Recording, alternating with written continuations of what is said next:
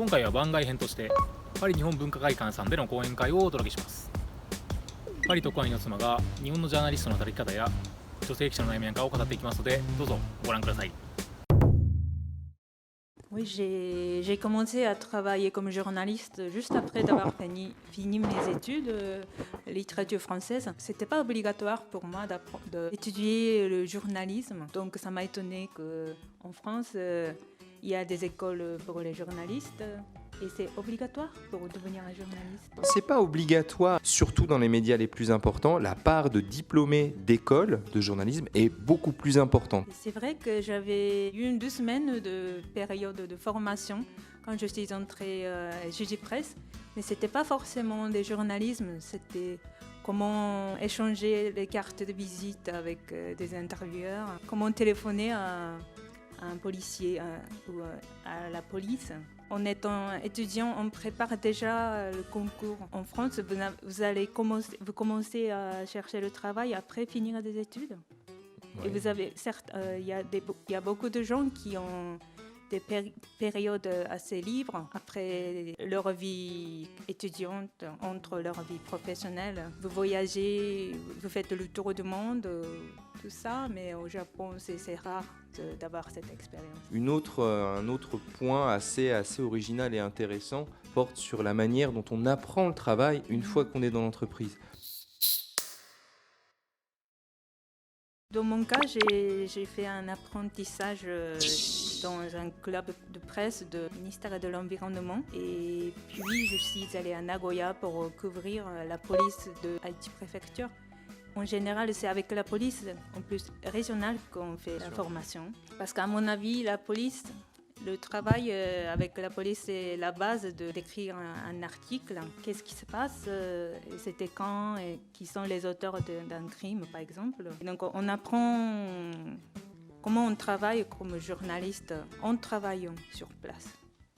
Donc, on va passer à un autre sujet, ce fameux système de club de presse.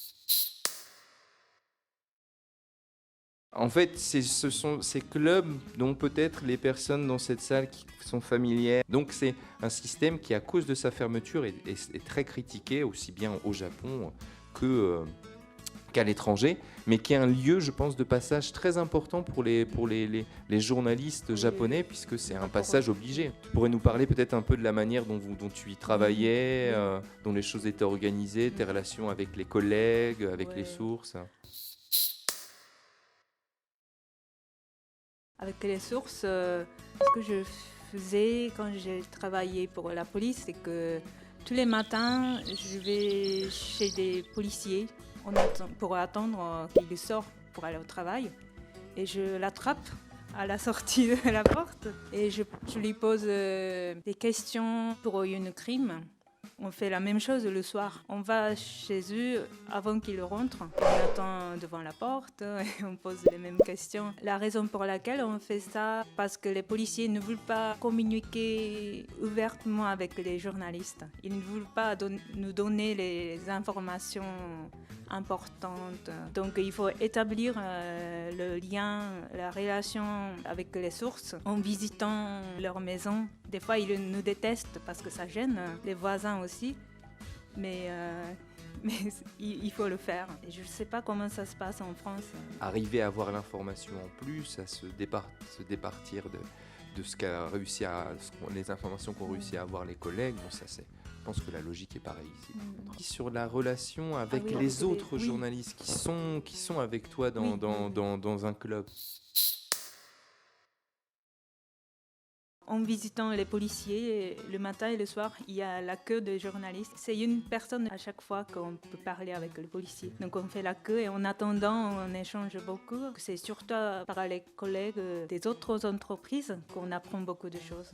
Il n'y a pas d'école de journalisme au Japon, mais ces clubs, en réalité, surtout en début de carrière, jouent aussi un peu le rôle d'école, d'endroit où on apprend le métier, de lieu de socialisation, parce qu'on partage des expériences, on partage des frustrations. On le fait aussi dans le cadre de ces clubs avec des senpai, des aînés, par exemple de la presse régionale, qui vont donner leurs conseils aux petits jeunes qui débarquent de Tokyo et d'Osaka et qui ne connaissent pas du tout le coin. On va passer au sujet de féminisation. Une femme, une journaliste féminine, c'est un peu difficile. Il nous faut aller directement voir les policiers. Et des fois, les policiers, ils ne veulent pas me laisser entrer leur maison parce que je suis une femme.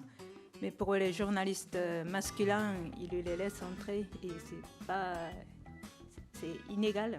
Et mon père, il était journaliste et il est déjà retraité. Quand j'étais étudiante, quand je cherchais le travail dans les médias, il m'a conseillé de ne pas travailler comme journaliste parce qu'il m'a dit que ça serait très difficile de se marier et d'avoir des bébés en travaillant. Mais quand même, je suis journaliste maintenant et je suis mariée avec mon mari. Mais on n'a pas encore des enfants et ça serait très dur, j'imagine, d'avoir un enfant en travaillant. Ça dépend des domaines, en fait. Mais pour une correspondante, c'est très difficile. Il y a trop de choses, trop de travail à faire, trop de responsabilités. Et je suis une seule personne qui est responsable de GG Press, du bureau de GG Press à Paris. Il y a plus de demandes des articles, même 24 heures sur 24 heures. C'est difficile d'équilibrer ma vie privée et ma vie professionnelle. Il y a un décalage d'horaire en plus entre la France et le Japon. Mon mari m'a beaucoup aidé. C'est lui qui fait les ménages chez nous, mais sinon... Je pense qu'on peut retrouver la même chose chez nous, des taux de féminisation qui sont bien plus importants dans les domaines où, sur le plan de l'organisation du travail, les contraintes sont moins fortes. Oui, le fait de travailler dans le service culture, le service santé, pour donner quelques exemples. En tout cas, les domaines qui vont être les plus valorisés au sein de cette culture professionnelle. Les personnes acceptent tous les sacrifices que nécessite le travail sur le temps de travail, l'investissement, etc. Soit ils font le choix adopter ce modèle, ces valeurs de travail pour pouvoir être acceptés, être envoyés à l'étranger ou couvrir le monde politique. Pour les journalistes, ça serait mieux que les médias japonais changent nos façons de travailler, mais c'est la tradition japonaise qu'on considère que de travailler beaucoup plus, c'est bien, et de ne pas travailler pendant que les autres travaillent, c'est très mal vu. Donc il faut changer cette tradition. C'est pas forcément pour les médias, pour toutes les entreprises japonaises. Il faut changer fondamentalement, je pense.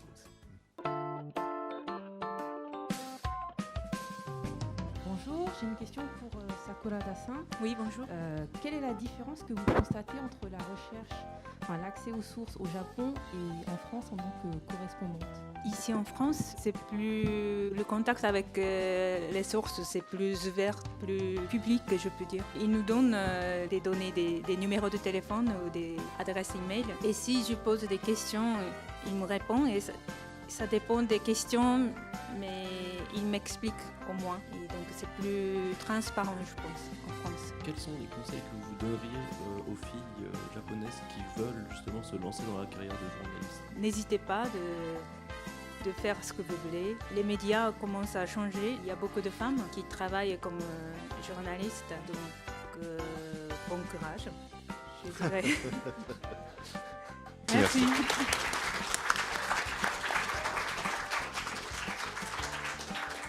最後までご視聴いただきありがとうございます。引き続きよろしくお願いします。